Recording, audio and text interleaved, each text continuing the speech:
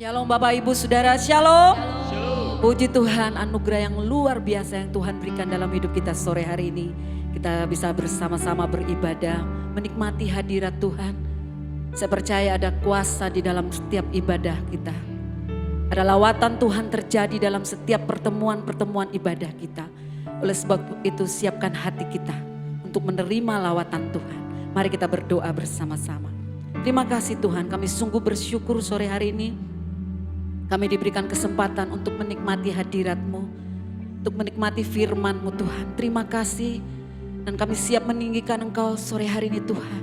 Karena kami tahu Tuhan yang layak menerima segala pujian, hormat, kemuliaan sampai selama-lamanya.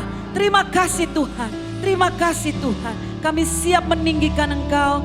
Di dalam nama Yesus kami berdoa, haleluya, haleluya, amin. Biar ada sukacita dalam setiap kehidupan kita, amin. Haleluya, haleluya.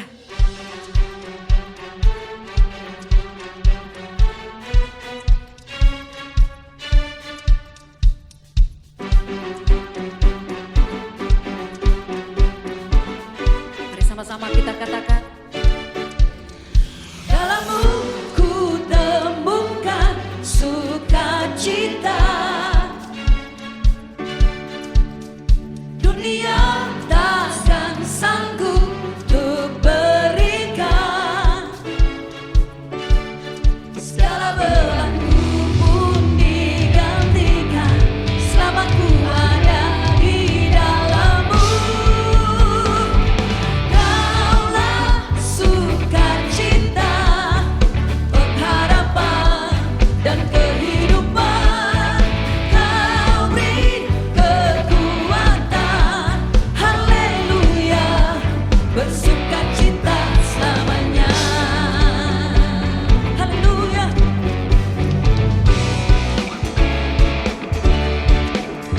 Kau ada mendampingi setiap langkahku.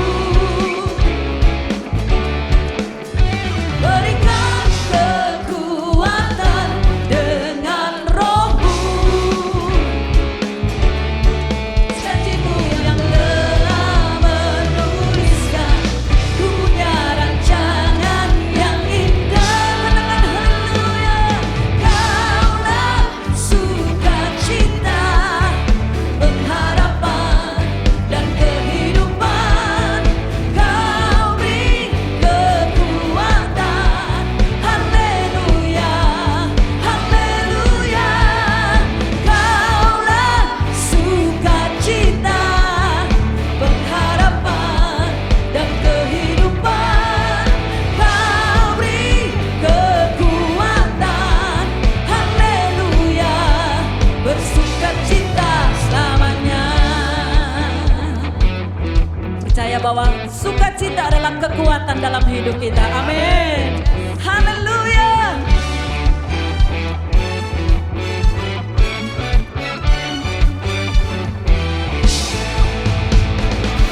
Oh, oh, oh, oh, oh. Oh, oh, oh, oh, oh, oh. Oh, oh, oh, oh, oh. Oh, oh, oh, oh, oh, oh. Katakan kaulah sukacita. Kaulah sukacita, pengharapan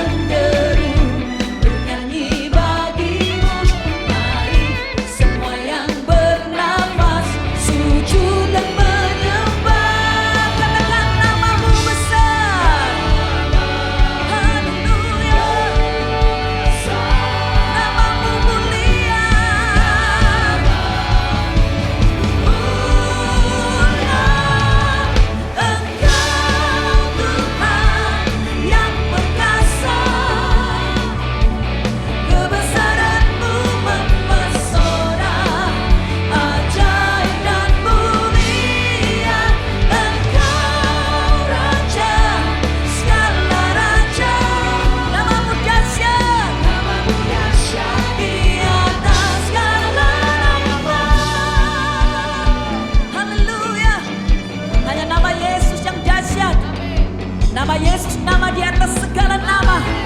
Namanya ajaib, namanya dahsyat, namanya besar. Haleluya. Haleluya.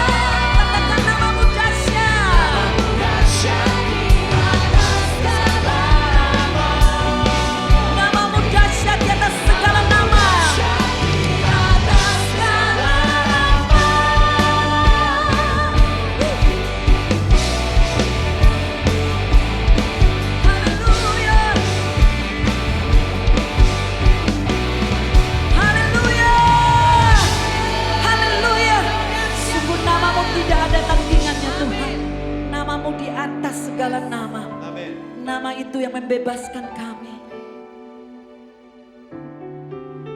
Sore hari Tuhan, biar kami menikmati pengorbanan Kristus dalam hidup kami. Sebab kami tahu pengorbanan-Mu itu sempurna Tuhan. Terima kasih untuk semua yang Tuhan berikan dalam hidup kami. Kami disembuhkan, kami dibebaskan, kami diselamatkan oleh nama Yesus.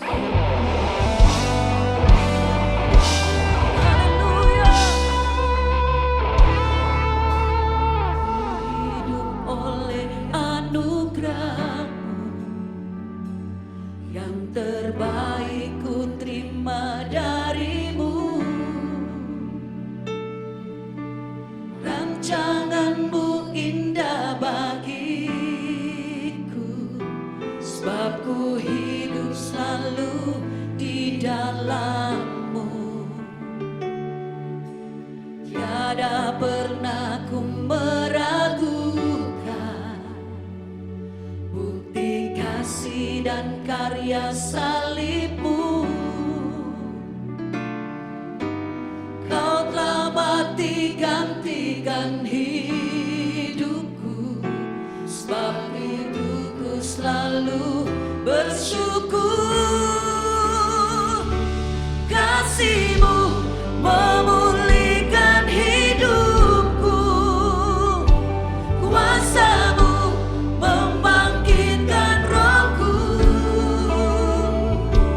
Darah-Mu telah tercurah bagiku, pengorbanan-Mu sempurna.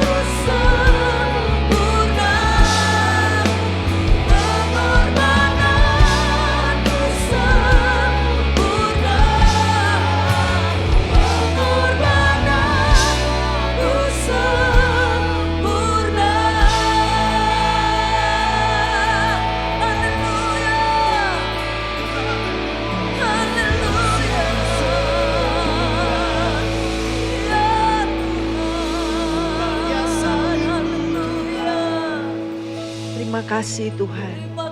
Kami hanya bisa berkata terima kasih buat segala yang Tuhan lakukan bagi hidup kami. Sungguh Tuhan, kasih-Mu sungguh besar bagi kami. Sehingga kalau Tuhan sudah memberikan Yesus bagi kami, apalagi yang Dia tidak akan berikan bagi kami. Terima kasih Tuhan, terima kasih dan terima kasih. Tuhan, biar kami mau mempercayakan hidup kami ke dalam tangan-Mu. Engkau yang sudah memulai, Engkau juga yang sanggup membawa kami mengakhiri dengan baik. Di dalam nama Tuhan Yesus Kristus kami berdoa. Amin. Shalom Bapak Ibu Saudara semua yang dikasihi Tuhan.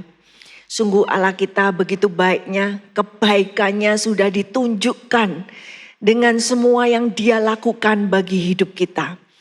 Dan pada sore hari ini kita akan melihat bagaimana Tuhan itu mempunyai kuasa di atas segalanya.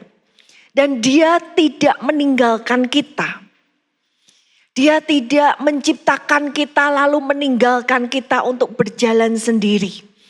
Tetapi Dia yang maha kuasa, Dia yang berada di atas segalanya, Dia selalu melihat dan menyediakan apa yang kita butuhkan di sepanjang jalan kita. Nah, itulah providensia daripada Tuhan. Dan pada sore hari ini kita akan melihat satu aspek yang sangat lekat dengan providensia Tuhan. Yaitu Tuhan itu adalah Allah penyedia. Dia Allah yang berkuasa, Dia Allah yang memegang seluruh kendali. Tapi bukan hanya itu. Dia menyediakan apa yang kita perlukan. Karena itu kita akan melihat bagaimana pada awal mulanya Tuhan mengatur segala ciptaannya ini. Dia sudah memberikan hal-hal yang kita butuhkan. Mari kita baca di dalam Kejadian 1 ayat 29 sampai yang ke-30. Berfirmanlah Allah, lihatlah, aku memberikan kepadamu segala tumbuh-tumbuhan yang berbiji di seluruh bumi dan segala pohon-pohonan yang buahnya berbiji. Itulah akan menjadi makananmu. Tetapi kepada segala binatang di bumi dan segala burung di udara dan segala yang merayap di bumi yang bernyawa, kuberikan segala tumbuh-tumbuhan hijau menjadi makanannya, dan jadilah demikian. Ya, Allah pencipta kita ketika Dia menciptakan, ya, Dia tidak hanya menciptakan kemudian meninggalkan kita. Tapi Dia juga menyediakan. Dan inilah pada mulanya ketika Tuhan menaruh manusia ini di bumi. Tuhan menaruh binatang-binatang di langit, di atas bumi, di dalam air. Semuanya itu Tuhan sediakan makanan bagi mereka. Sehingga kita ini sudah dipersiapkan dan Tuhan mempersiapkan apa yang kita butuhkan. Ya, dikatakan segala tumbuh-tumbuhan yang berbiji di seluruh bumi dan segala pohon-pohon yang buahnya berbiji. Saudara, kalau kita melihat berapa banyak pohon-pohon dan buah-buah yang bisa kita nikmati, begitu banyak.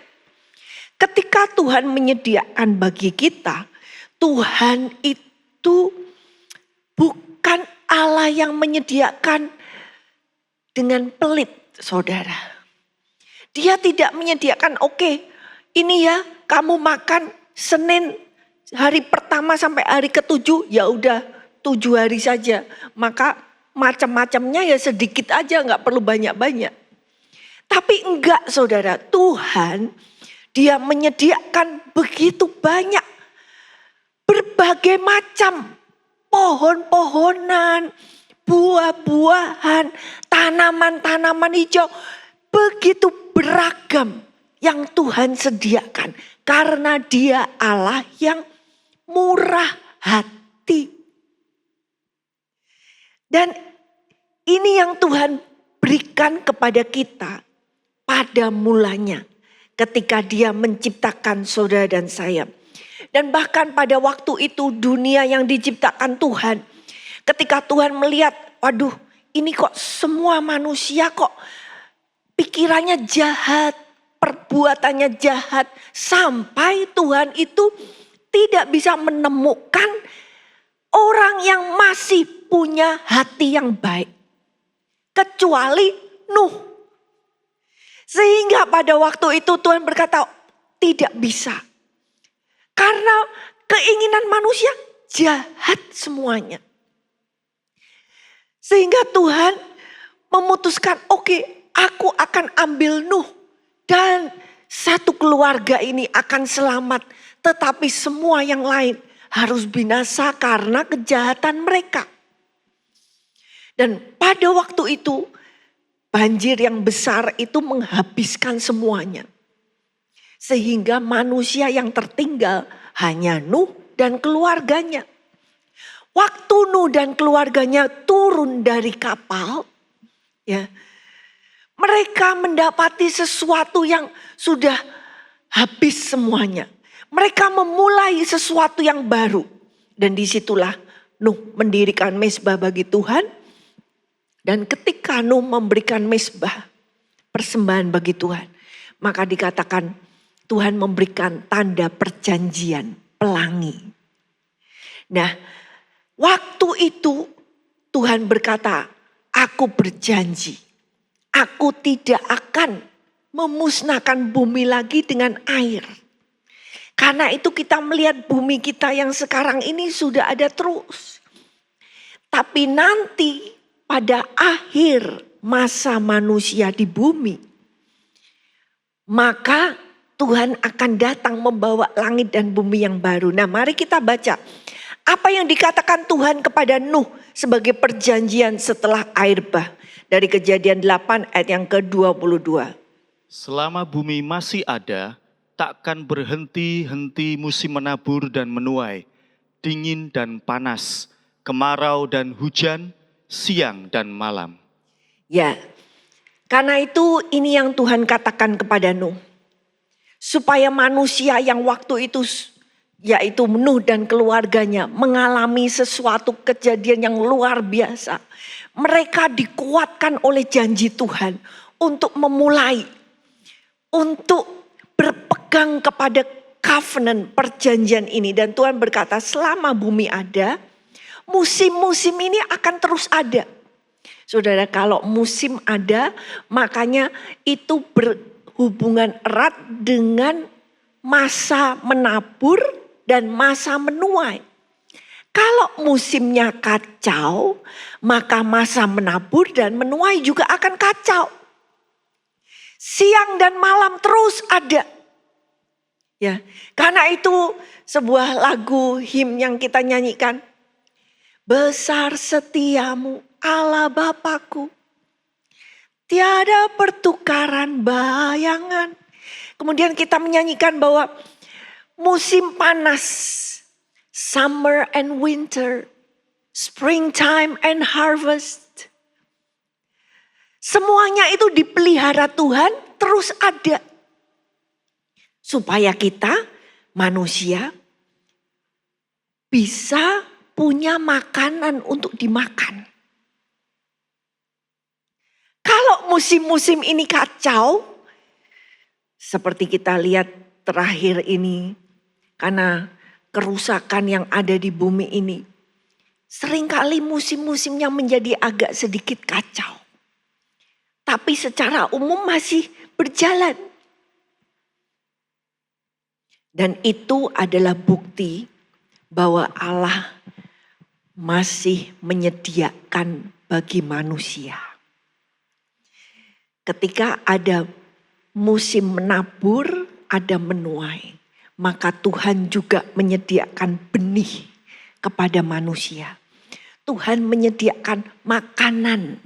Tuhan menyediakan biji-bijian. Dari biji-bijian itu kita bisa ada roti, ya, ada bakmi, Itu semua karena yang keluar dari tanah yang diberikan oleh Tuhan kepada saudara dan saya. Di dalam Mazmur 145 dinyatakan bahwa seluruh ciptaan itu menanti-nantikan Tuhan. Mari kita baca ayat 14 sampai 16. Tuhan itu penopang bagi semua orang yang jatuh dan penegak bagi semua orang yang tertunduk. Mata sekalian orang menantikan Engkau, dan Engkau pun memberi mereka makanan pada waktunya. Engkau yang membuka tanganmu dan yang berkenan mengenyangkan segala yang hidup. Ya, jadi dikatakan semua. Di dalam terjemahan Indonesia ditambah kata orang. Tapi sebetulnya itu semua. Semua makhluk hidup yang Tuhan ciptakan. Tuhan itu menopang semua yang Dia sudah ciptakan. Baik manusia maupun hewan. Dan dikatakan di ayat yang ke-15, mata semuanya. Jadi kata-kata orang di situ itu merupakan tambahan interpretasi. Ya, mata semuanya, manusia, hewan, semua yang diciptakan Tuhan itu menanti-nantikan Tuhan. Jadi saudara, binatang yang Tuhan ciptakan itu diberikan insting oleh Tuhan. Mereka tahu bahwa ada penciptanya. Dan mereka menanti-nantikan Tuhan untuk memberi makanan pada waktunya. Kalau binatang-binatang yang Tuhan ciptakan itu punya insting, punya naluri bahwa mereka itu dapat makanan dari Tuhan. Maka kita manusia yang diciptakan segambar serupa Allah, kita perlu menanti-nantikan Tuhan. Engkau yang membuka tanganmu, yang mengenyangkan segala yang hidup. Seorang yang bernama George Muller, dia mencatat bagaimana Tuhan itu betul-betul Allah yang menyediakan. Karena dia punya panti asuhan, dan panti asuhan ini semakin berkembang, semakin banyak anak-anak yang dipelihara. Karena demikian banyaknya anak-anak, makanannya pun sehari juga habisnya banyak. Dan itu merupakan satu tantangan sendiri, menyediakan makanan bagi sekian anak, sekian mulut. Dan George Muller ini, dia berkata, dari semua yang dia doakan, dia minta sama Tuhan, matanya mengharapkan kepada Tuhan. Dia berkata, semuanya aku catat. Ada 50.000. Bagaimana dia minta kepada Tuhan dan Tuhan beri jawaban. Bahwa Tuhan itu yang membuka tangan dan mengenyangkan. Di situ kita melihat satu kesaksian yang luar biasa karena iman. Dia tulis, jadi dia ingat, ini loh Tuhan jawab. Ini loh tahun sekian Tuhan jawab juga. Jadi saudara, ketika saudara mau mengingat-ingat, maka kita perlu nulis tanggal sekian tahun ini aku berdoa. Dan ini yang Tuhan jawab. Karena imannya melihat bagaimana Tuhan itu Allah yang setia menyediakan. Sehingga dia berani dengan iman di depan anak-anak itu semua. Di depan meja yang kosong, piring yang kosong. Dia berani berdoa dengan iman. Terima kasih Tuhan. Tuhan menyediakan makanan bagi kami semua. Terima kasih. Dan dari situ Tuhan menjawab lagi doanya. Waktu anak-anak ini diajak doa, mereka pikir ini piring kosong, meja kosong. Tapi mereka ngikutin dan mereka menyaksikan bagaimana doa yang dipanjatkan dengan iman itu melihat jawaban doa. Tidak lama kemudian ada ketokan di pintu. Ada orang yang membawa makanan bagi mereka semua. Mari, mata kita tertuju menanti-nantikan Tuhan untuk memberikan kepada kita, mengenyangkan apa yang kita perlukan. Bahkan seperti burung Raja Wali itu yang dia cari ikan, itu pun disediakan oleh Tuhan. Karena itu sore hari ini kita akan melihat dari Lukas 12. Bagaimana Tuhan akan menyediakan bagi saudara dan saya. Tuhan menyediakan dalam berbagai macam aspek kehidupan kita. Tuhan bukan hanya menyediakan makanan bagi kita, tapi juga keperluan-keperluan kita yang lain-lain. Karena itu kita akan melihat dari Lukas 12, kita akan baca pertama dari ayat 5 sampai yang ke-7. Aku akan menunjukkan kepada kamu siapakah yang harus kamu takuti. Takutilah dia yang setelah membunuh mempunyai kuasa untuk melemparkan orang ke dalam neraka. Sesungguhnya aku berkata kepadamu, takutilah dia. Bukankah burung pipit dijual 5 ekor 2 duit? Sungguh pun demikian, tidak seekor pun daripadanya yang dilupakan Allah. Bahkan rambut kepalamu pun terhitung semuanya. Karena itu jangan takut, karena kamu lebih berharga daripada banyak burung pipit. Amin. Yang pertama kita melihat di sini, Tuhan itu adalah Allah penyedia kehidupan. Kehidupan kita ini, nafas kita ini sumbernya dari Tuhan. Dia menyediakan kepada kita oksigen untuk dihirup. Saudara, ketika engkau ngerti bagaimana orang yang mengalami susah bernafas. Ya, itu akan begitu menghargai kalau wah saudara bisa nafas dengan lancar, ya, oksigennya bisa masuk, itu luar biasa. Karena ketika orang sulit bernafas, nah baru ngerti, dan di sini Tuhan berkata, dia berkata jangan takut. Nah seringkali kita manusia, satu hal yang semua manusia paling takut, yaitu takut kepada kematian.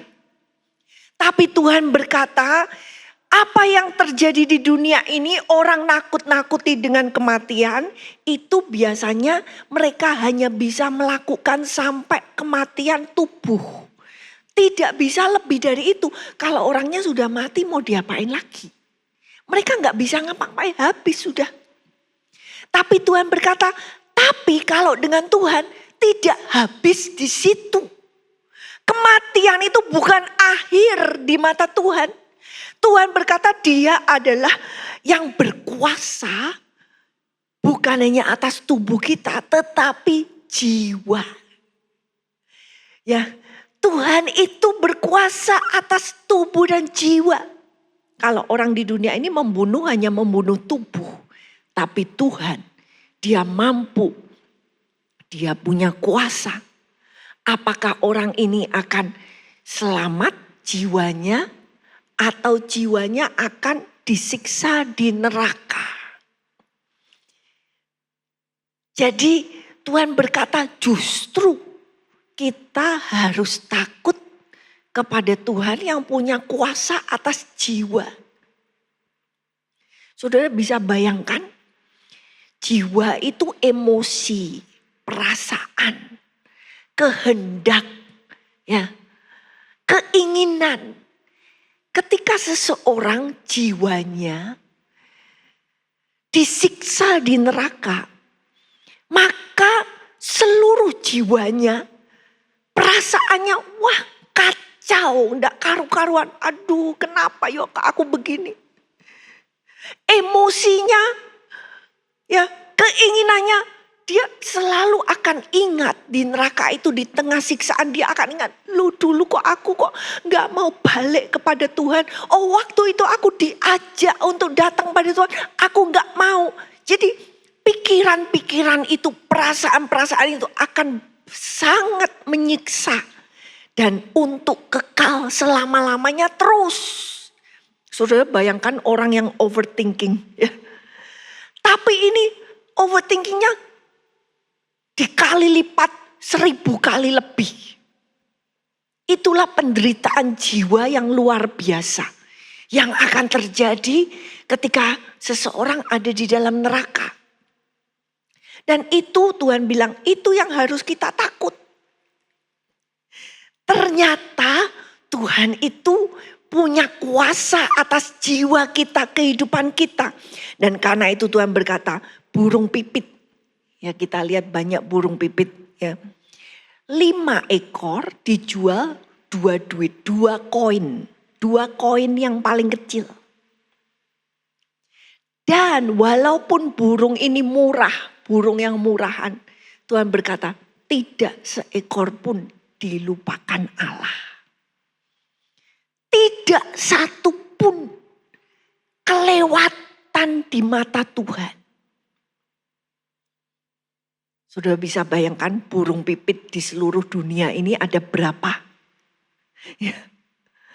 Orang-orang yang punya anak 4, 5, mungkin gak sempat kalau setiap hari harus satu demi satu, apalagi anaknya 100. Tapi burung pipit di seluruh dunia, Tuhan berkata tidak satu pun Tuhan lupa. Tetapi terlebih dari itu ayat yang ke-7.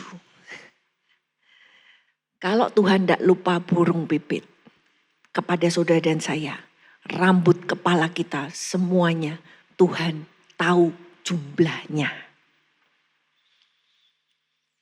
Itu bagaimana Tuhan memelihara saudara dan saya sedemikian. Cintanya luar biasa. Apa ada orang yang cinta kepada saudara dan saya sampai menghitung rambut kita? Karena itu Tuhan katakan jangan takut. Ini yang Tuhan katakan berulang-ulang. Jangan takut. Jangan takut akan kehidupanmu. Karena engkau lebih berharga dari banyak burung pipit. Karena itu jangan seorang pun yang berpikir, ya sudahlah aku mati saja. Saudara, kehidupanmu berharga di mata Tuhan. Tuhan sangat menghargai kehidupanmu dan Dia akan menyediakan. Selama ada Tuhan, ada penyediaannya, ada jalan keluar. Yang kedua, kita mau baca di ayat yang ke-11 dan ke-12. Apabila orang menghadapkan kamu kepada majelis-majelis atau kepada pemerintah-pemerintah dan penguasa-penguasa, janganlah kamu khawatir bagaimana dan apa yang harus kamu katakan untuk membela dirimu. Sebab pada saat itu juga Roh Kudus akan mengajar kamu apa yang harus kamu katakan. Ya, ketika kita percaya bahwa Allah itu Allah yang menyediakan, maka tanda bahwa kita percaya Dia menyediakan bagi hidup kita adalah kita tidak khawatir. Nah, ini kita bisa tes diri kita sendiri. Kita uji pikiran hati kita. Apakah aku masih khawatir? Khawatir tentang apa?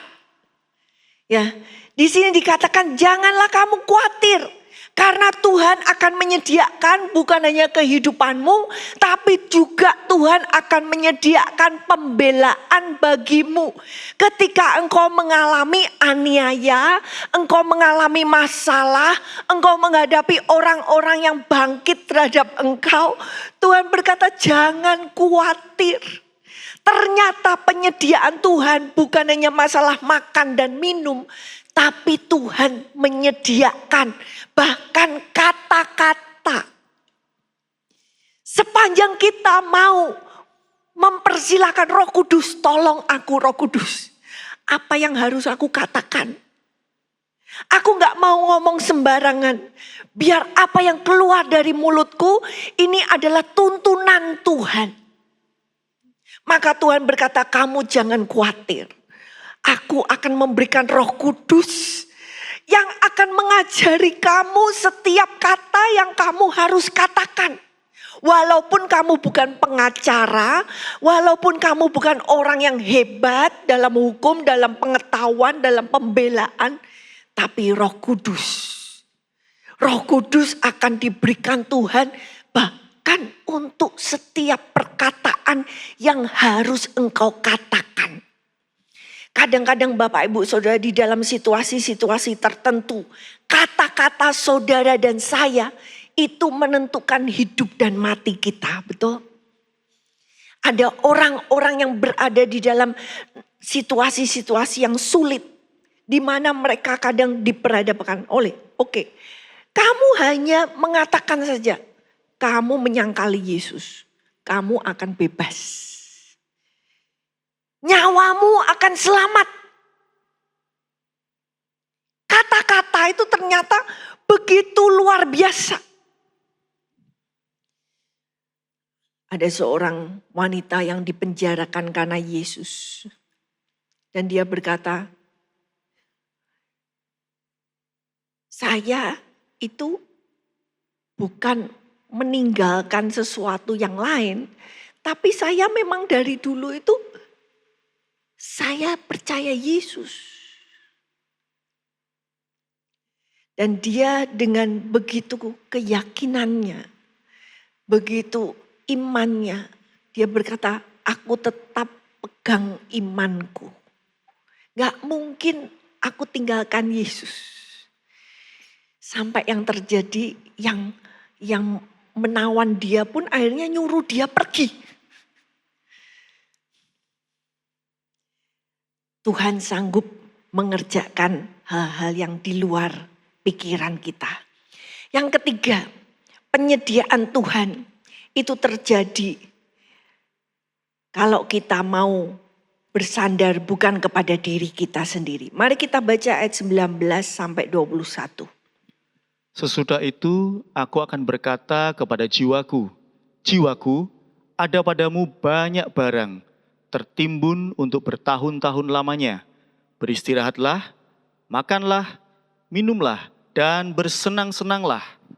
Tetapi firman Allah kepadanya, hai engkau orang bodoh, pada malam ini juga jiwamu akan diambil daripadamu, dan apa yang telah kau sediakan, untuk siapakah itu nanti? Demikianlah jadinya dengan orang yang mengumpulkan harta bagi dirinya sendiri, jikalau ia tidak kaya di hadapan Allah. Ya, ternyata kalau kita ini khawatir, kita tidak percaya bahwa Tuhan ini menyediakan bagi kita, maka kita akan bertindak seperti orang ini. Orang ini dia mengumpulkan sampai dia pikir, aduh, aku perlu bangun yang lebih besar lagi, gudang yang lebih besar. Supaya aku bisa mengumpulkan lebih banyak. Nah, di situ aku aman. Bukankah ini hal yang kita sering juga lihat. Di mana ketika ada masa-masa sukar, maka orang kadang menimbun. Ya. Dan orang ini dikatakan, wah aku ini sudah aman. Aku punya semuanya. Cukup. Aku bisa makan tahun ini, tahun depan. Nggak usah khawatir. Semuanya sudah aku usahakan. Aku sudah menyediakan apa yang aku perlukan. Tapi ternyata Tuhan memanggil orang ini bodoh. Nah, kita mau belajar. Menyediakan itu kan sesuatu yang baik toh Bapak Ibu Saudara. Ya, kita dipanggil Tuhan juga untuk menyediakan bagi keluarga kita, bagi anak-anak kita, bagi orang tua kita yang sudah senior. Kita disuruh menyediakan. Tetapi apa yang bodoh tentang orang ini dikatakan, pada malam ini juga jiwamu akan diambil. Dan yang kamu sediakan itu untuk siapa? Dan ini ayat 21 adalah kesimpulannya Tuhan atas kehidupan orang ini. Tuhan melihat kehidupan orang ini, dikatakan dia mengumpulkan harta bagi dirinya sendiri dan dia tidak kaya di hadapan Allah. Jadi kesimpulannya, orang ini kaya bagi dirinya sendiri, tapi di hadapan Tuhan dia miskin. Di hadapan Tuhan dia gak punya apa-apa, dia gak siap-siap. Semua energinya dia taruh di dalam semua yang kelihatan. Wah, yang semua kelihatan sudah disiapin semua. Investasinya sudah siap semua. Dia gak takut nanti ke depan, oh anaknya butuh ini, anaknya akan menikah. Semuanya udah siap. Tapi Tuhan berkata, kebodohan orang ini. Dia hanya menyiapkan apa yang kelihatan. Justru yang gak kelihatan itu yang lebih penting. Karena yang tidak kelihatan itu yang kekal. Jadi Tuhan berkata, mari kita harus juga kaya di hadapan Allah. Salah satu kita bisa kaya di hadapan Tuhan ketika kita beriman kepada Tuhan bahwa Allah itu akan menyediakan.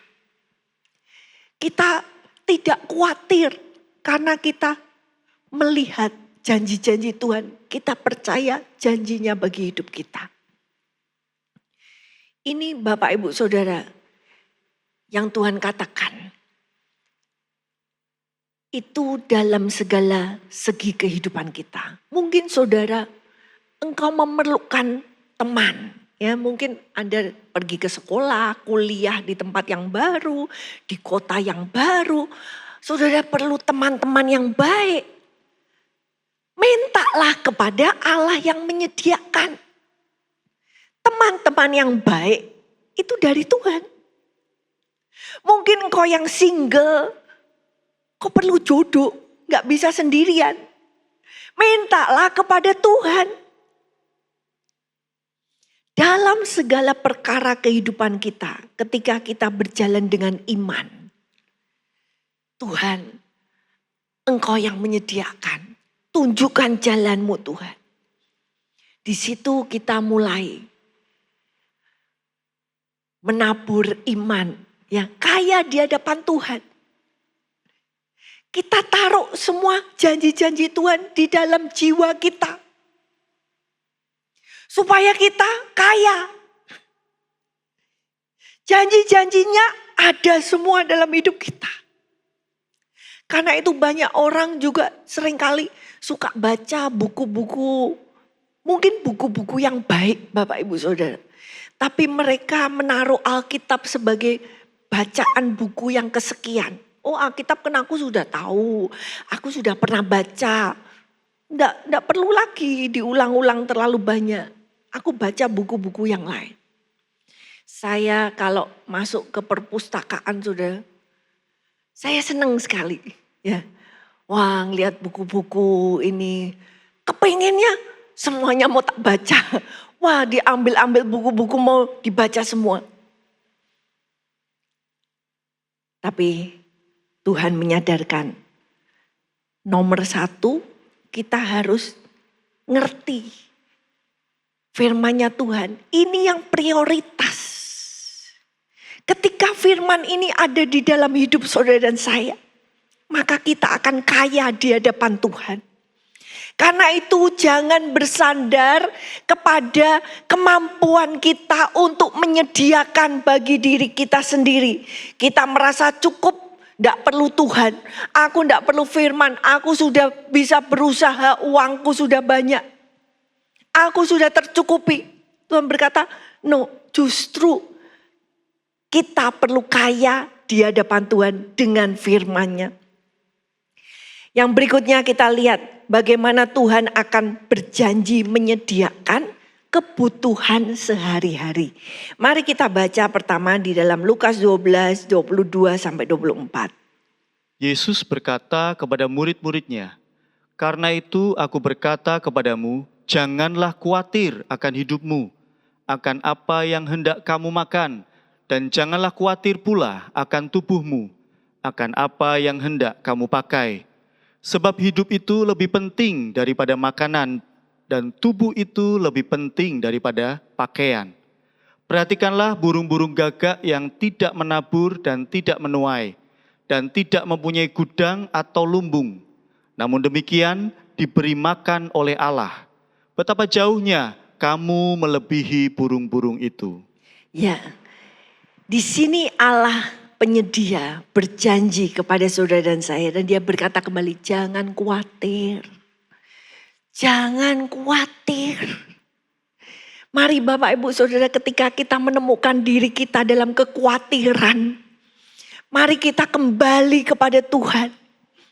Dengar suaranya yang berkata, jangan khawatir. Aku ada sebagai penyedia hidupmu. Dan di sini Tuhan membuat murid-muridnya untuk melihat. Kamu lihat burung gagak. Saudara, di beberapa tempat burung gagak itu bisa banyak sekali dan mereka bisa kadang-kadang mereka bukan burung-burung yang bagus ya, yang dipelihara orang sedemikian. Tapi kadang-kadang mereka juga membuat orang itu resah. Orang gak suka sama burung ini. Ya. Tapi dikatakan burung yang tidak disukai orang, yang mungkin orang juga gak mau kasih makan. Tuhan berkata Tuhan aja pelihara. Diberi makan oleh Allah. Betapa Tuhan itu sayang saudara. Burung yang demikian jelek pun diberi makan oleh Allah. Betapa jauhnya kamu melebihi burung-burung itu. Burung yang gelap ini yang suaranya pun gak enak didengar telinga saudara. Kalau dia sedang berkuak-kuak begitu ya. Mereka yang demikian pun Tuhan pelihara. Karena itu Tuhan sampai berkata jangan khawatir 2 kali. Saudara, kita harus melihat yang ngomong jangan khawatir ini siapa. Kalau yang ngomong jangan khawatir ini adalah orang yang gak punya.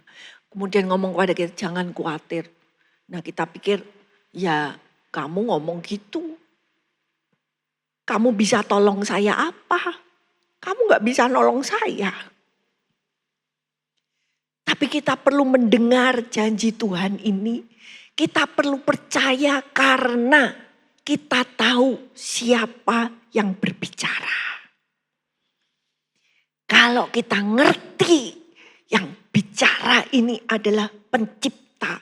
Dia yang punya ribuan gunung-gunung, ya bukit-bukit yang dipenuhi kambing, domba, sapi. Tuhan berkata itu semua punyaku. Jangan khawatir.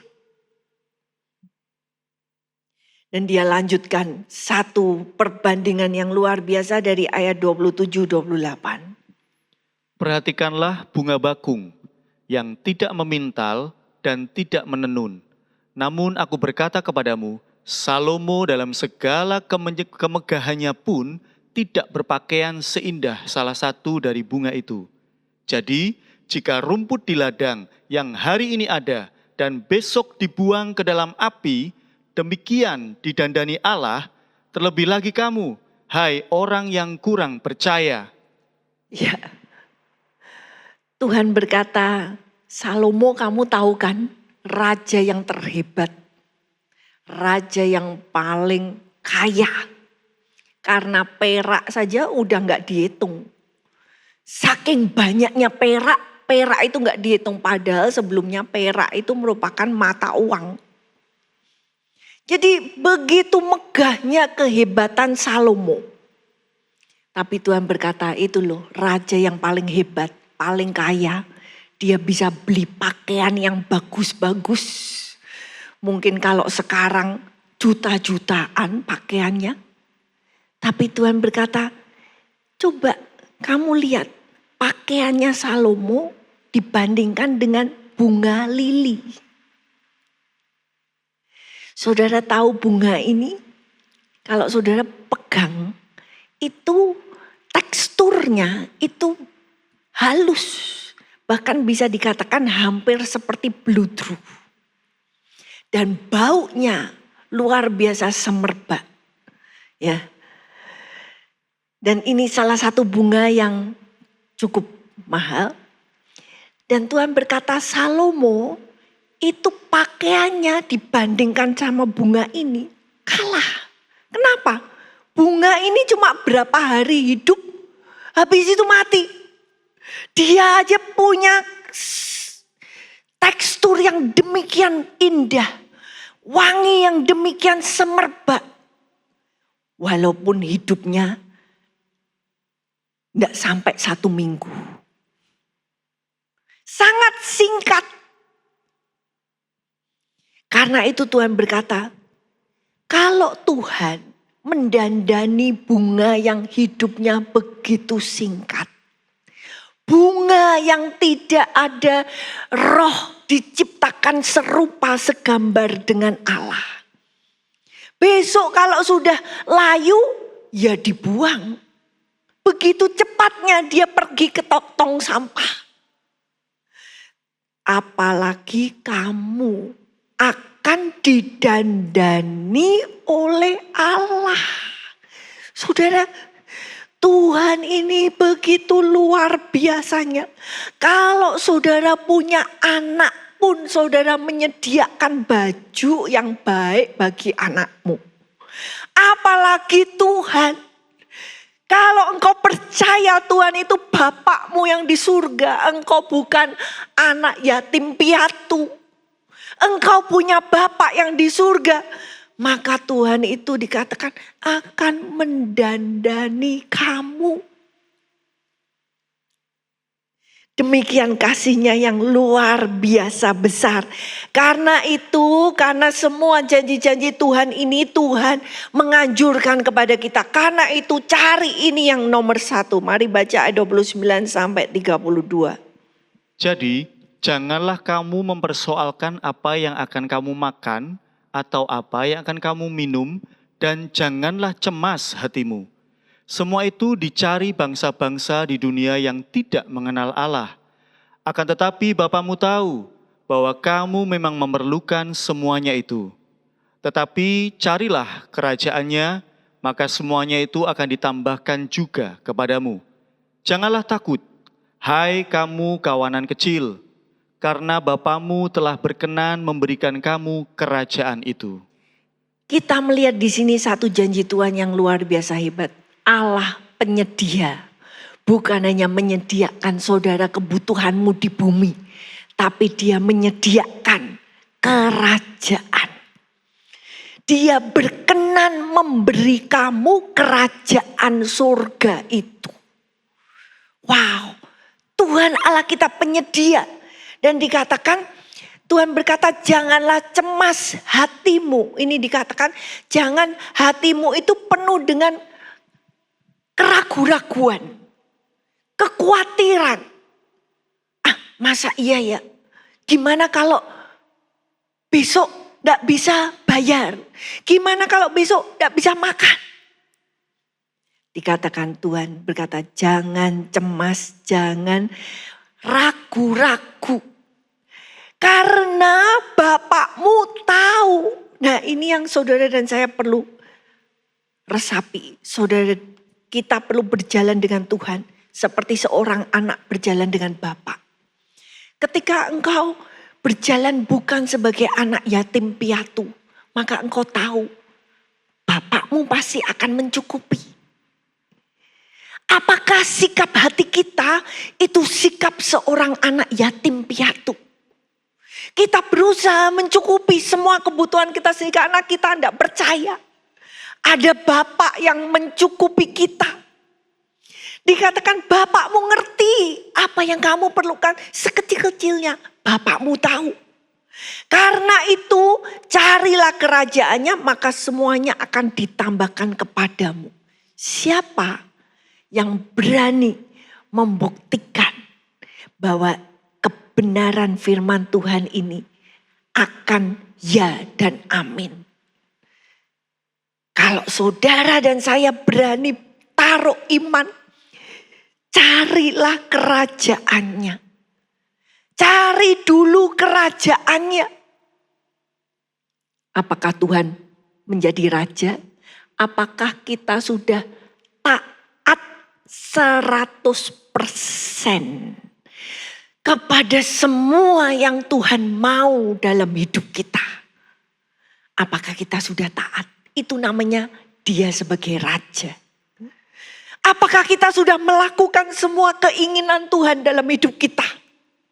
Maka Tuhan berkata, kamu tidak usah khawatir. Apapun yang kamu perlukan, bukan hanya makanan, minuman. Kamu perlu teman, kamu perlu konselor, kamu perlu orang-orang yang membantu kamu. Satu kali Bapak Ibu Saudara, ketika kita sedang di luar negeri, kita menghadapi deadline. Kita harus keluar dari satu tempat ya, dalam keadaan rumah itu harus bersih. Wah, secara manusiawi tidak mungkin. Tapi kemurahan Tuhan ya, hari itu menjelang waktu-waktu itu kita punya teman-teman anak-anak muda yang di tempat kita datang ke tempat kita semua, bantuin mereka bersih-bersih semuanya. Engkau perlu apa? Apapun yang engkau perlukan, Tuhan ngerti kebutuhanmu. Dan Tuhan berjanji dia menyediakan kerajaan, berkenan memberikan kerajaan itu kepada engkau dan saya. Karena itu yang kita lakukan, cari kerajaan surga, dan yang kedua kita harus yang namanya invest. Kemana saudara dan saya harus melakukan investasi? Mari baca ayat 33-34. Jualah segala milikmu dan berikanlah sedekah. Buatlah bagimu pundi-pundi yang tidak dapat menjadi tua, suatu harta di sorga yang tidak akan habis, yang tidak dapat didekati pencuri, dan yang tidak dirusakkan ngengat. Karena di mana hartamu berada, di situ juga hatimu berada. Ya, di ayat yang ke-33 ini kalau kita lihat lebih baik di terjemahannya adalah jualah milikmu. Ya. Jualah apa yang kamu punya dan berikan sedekah. Buat bagimu pundi-pundi investment. Nah, ternyata Tuhan berkata, cara kita untuk kita mewarisi kerajaan yang Tuhan sudah berkenan memberi kepada kita. Caranya bukan kita harus punya gelar, ya keningratan. Caranya bukan kita harus menjadi profesor, punya gelar S1, S2 dalam teologi. Tidak. Tapi Tuhan berkata, hatimu itu kamu mulai investasi ke surga. Siapa yang melakukan investasi yang lebih banyak buat kerajaan surga? Nah itu. Mungkin kalau di dunia ini saudara menjadi pendonor yang utama di satu tempat, engkau akan dihormati. Engkau akan punya akses. Karena engkau menjadi donor utama. Tapi di sini Tuhan berkata, mari yuk kita jadi pendonor kerajaan yang akan datang. Caranya ditaruh di mana? Ngirimnya uang ke surga gimana? Ngirimnya adalah memberikan sedekah. Memberi kepada orang yang miskin. Kita berdoa, berpuasa, memberi sedekah. Memberi kepada Tuhan. Kepada pekerjaan Tuhan, kepada ladang Tuhan. Mungkin ada pendeta-pendeta seperti yang banyak kita bantu, pendeta-pendeta yang di tempat-tempat yang terpencil. Gak punya biaya untuk membangun tempat ibadah. Nah di situ kalau sudah invest, itu invest saudara pergi ke surga. Engkau bukan invest kepada pendeta A, pendeta B, pendeta C. ketika kita memberi.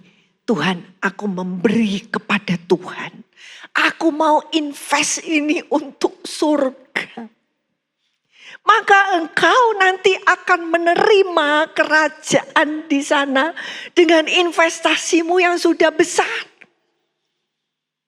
Di sanalah selama-lamanya tidak dirusak oleh pencuri, oleh ngengat.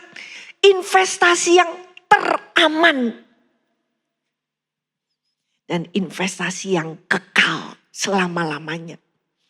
Luar biasa Tuhan memberitahu kita rahasia-rahasia kerajaan surga yang begitu dahsyat. Dan yang terakhir, semua yang Tuhan beritahukan kepada kita ini, satu kali kelak dia akan meminta pertanggungan jawab. Ayat 47, 48. Adapun hamba yang tahu akan kehendak tuannya, tetapi yang tidak mengadakan persiapan atau tidak melakukan apa yang dikehendaki tuannya, ia akan menerima banyak pukulan. Tetapi barang siapa tidak tahu akan kehendak tuannya dan melakukan apa yang harus mendatangkan pukulan, ia akan menerima sedikit pukulan. Setiap orang yang kepadanya banyak diberi, daripadanya akan banyak dituntut. Dan kepada siapa yang banyak dipercayakan, daripadanya akan lebih banyak lagi dituntut. Ya, ternyata Tuhan kasih catatan. Kok Tuhan nakut-nakutin ya? Enggak. Tapi justru Tuhan berkata kamu harus tahu. Supaya kamu bisa siap. Karena nanti satu kali kelak kita semua akan ditanya oleh Tuhan. Kalau kita mau ujian, saudara, gurumu sudah kasih tahu soalnya. Wah, kan enak sekali dong. Oh, aku sudah tahu nanti ujiannya soalnya ini. Demikian juga dengan Tuhan, karena dia mengasihi saudara dan saya, dia sudah kasih tahu. Nanti kita semua masuk di dalam pengadilan. Tuhan sudah kasih tahu kita ini loh, kamu lakukan gini. Kamu percaya kepada Tuhan, kamu jangan khawatir, jangan takut. Matamu tertuju kepada Tuhan, nantikan Tuhan, maka dia akan memberi apa yang kamu perlukan. Cari dulu kerajaan surga dan simpan apa yang kamu punya di surga, di mana ngengat dan karat tidak akan merusakkan. Karena dikatakan apa yang aku sudah kasih tahu kepada kamu, semuanya itu aku sudah kasih tahu kepada kamu, tapi kamu tidak melakukan persiapan, maka kamu akan menerima banyak pukulan. Saudara, ternyata apapun yang Tuhan beri dalam hidup saudara dan saya, satu kali kelak semua dipertanggungjawabkan. Mungkin Tuhan beri keberhasilan, Tuhan beri kesuksesan, sehingga engkau punya wealth, kekayaan. Itu semua pemberian Tuhan. Dan apa yang Tuhan sudah berikan, setiap rupiah yang Tuhan beri, setiap talenta, kemampuan yang Tuhan beri, setiap apa yang Tuhan sudah beri dalam hidup saudara, saudara bisa pergi sekolah, saudara mengenyam pendidikan yang baik, itu semua juga pemberian Tuhan. Saudara bisa dapat pekerjaan yang baik, engkau punya teman-teman yang baik, itu semua dari Tuhan. Dan Tuhan berkata, yang banyak diberi, banyak dituntut. Yang banyak dipercaya, akan lebih banyak lagi dituntut. Oh ya Tuhan, kalau gitu aku gak mau dah. Aku kasih sedikit aja. Apakah saudara mau menerima kemuliaan yang besar di kerajaan surga? Maka engkau, Tuhan mencari orang-orang yang bisa dipercaya. Hamba-hamba, steward, manajer-manajer yang bisa dipercaya memegang uangnya Tuhan. Dipercaya memegang kemampuan, talenta dari Tuhan. Itu yang Tuhan cari. Dan Tuhan menjanjikan satu kemuliaan yang kekal selama-lamanya bagi saudara dan saya yang setia, hamba yang baik dan setia. Amin. Mari kita mau datang pada Tuhan. Biar firman Tuhan ini membawa iman dalam hati saudara dan saya. Jangan takut, jangan khawatir. Apapun masa depanmu sekalipun yang engkau masih gak ngerti apa yang akan terjadi. Tuhan berkata jangan takut. Bapakmu tahu apa yang engkau perlukan. Dan karena itu mari kita mau datang pada Tuhan. Kita mau mengucap syukur. Terima kasih Tuhan. Engkau berjanji menyediakan. Engkau berjanji memberikan kerajaan yang luar biasa bagi kami. Karena itu kami mau memberikan kemuliaan bagimu Tuhan. Kemuliaan bagi Allah di tempat yang maha tinggi. Kemuliaan bagi Yesus, Tuhan yang memerintah atas segalanya, Raja segala raja.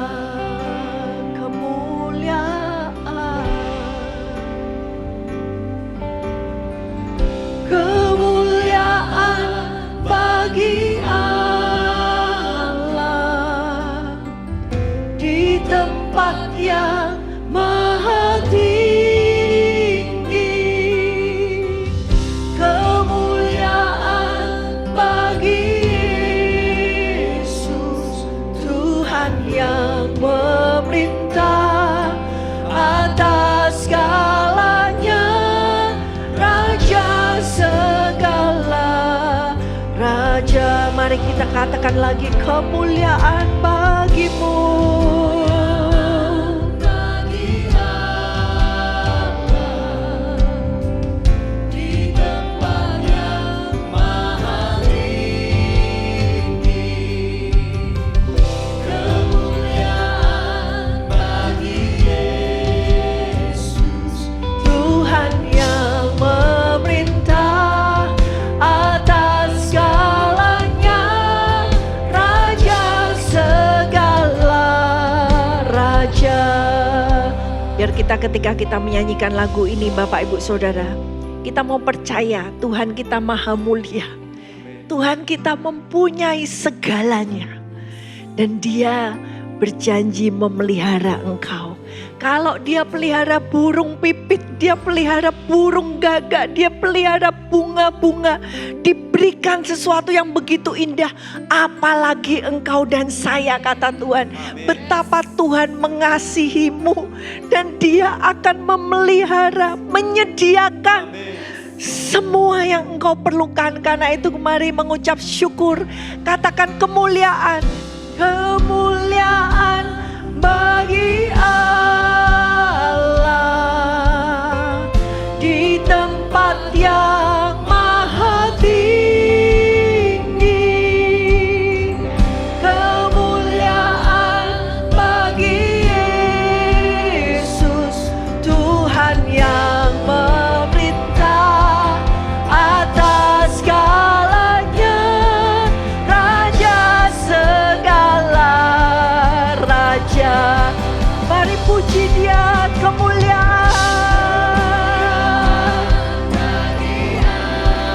Sungguh Engkau mulia, maha tinggi. Kemuliaan bagi Yesus, Tuhan yang memerintah atas segalanya, Raja segala. Kita puji Dia yang memerintah atas segalanya. Kemuliaan, kemuliaan, Engkau layak. Haleluya.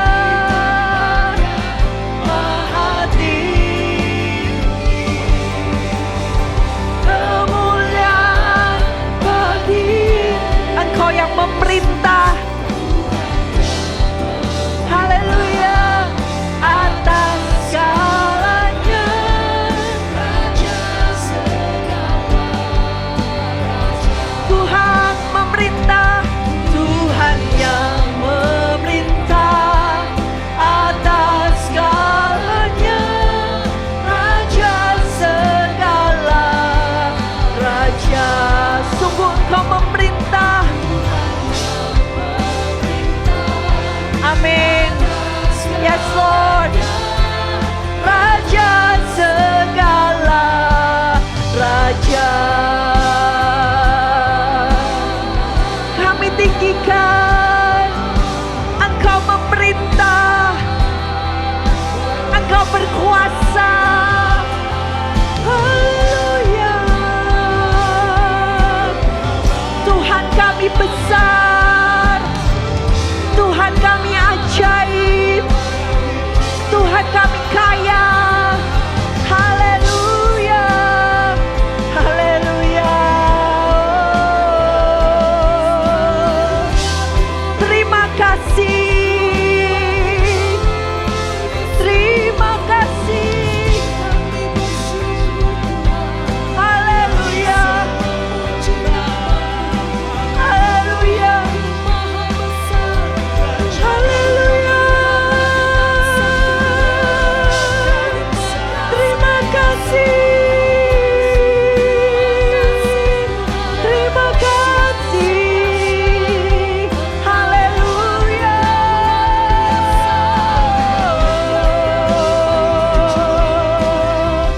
Terima kasih. Haleluya. Engkau layak, Engkau berkuasa, Engkau sanggup, Tuhan sanggup.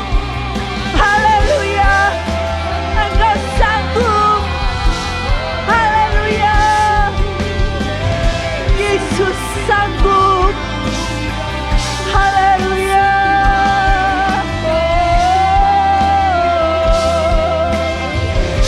Terima kasih. Terima kasih. Kami bersyukur. Haleluya. Terima kasih. Terima kasih. Terima kasih. Haleluya.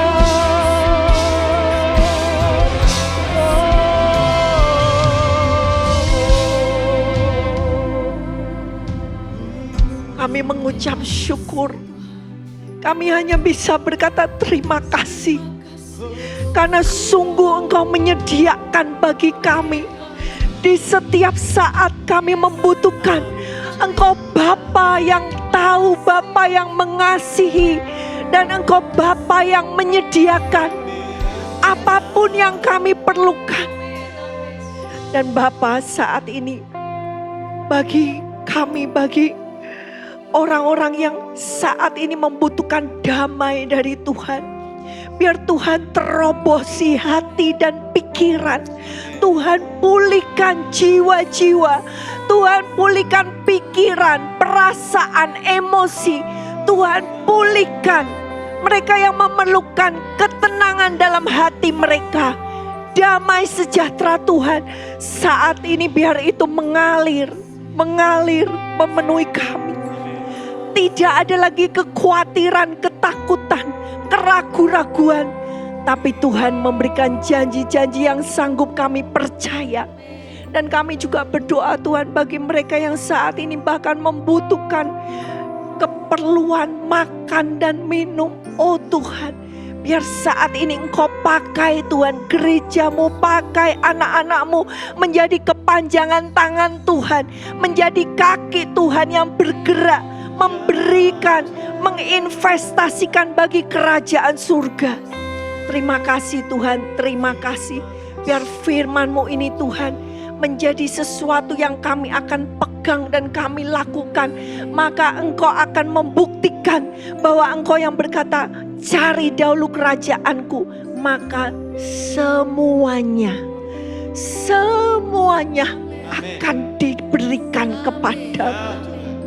Biar itu terjadi Tuhan dalam kehidupan kami. Terjadi Tuhan. Kami percaya firman-Mu ya dan amin. Karena itu biar damai Tuhan, kasih Tuhan memenuhi setiap kami. Dan terimalah berkat yang dari atas. Kiranya Tuhan memberkati engkau. Tuhan melindungi engkau. Dia menyinari engkau dengan wajahnya dan memberikan kasih karunia. Dan dia menghadiahkan menghadapkan wajahnya kepadamu, memberikan damai sejahtera sekarang sampai selama-lamanya. Di dalam satu nama Tuhan Yesus Kristus, kita semua yang percaya kita katakan amin. Isilah hidup kita dengan menyenangkan hati Tuhan. Sungguh anugerah Tuhan kalau kita masih boleh hidup. Menjadi bijaksana adalah awal dari takut akan Tuhan. Gunakan waktu. Mari kita takut akan Tuhan. Bergabunglah dengan Pendeta Timotius Subekti dalam program Suara Alfa Omega. Hanya di Live Channel.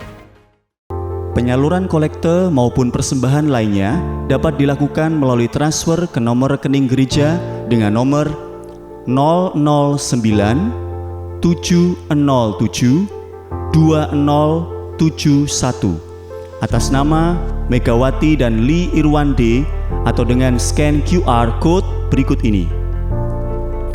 Bagi jemaat Tuhan yang rindu mendapatkan informasi seputar kegiatan gereja, renungan harian, dan lain-lain melalui WhatsApp gereja, Anda dapat mendaftar dengan cara ketik BC spasi on dan mengirimkan ke WA gereja dengan nomor 0815 7802 2000.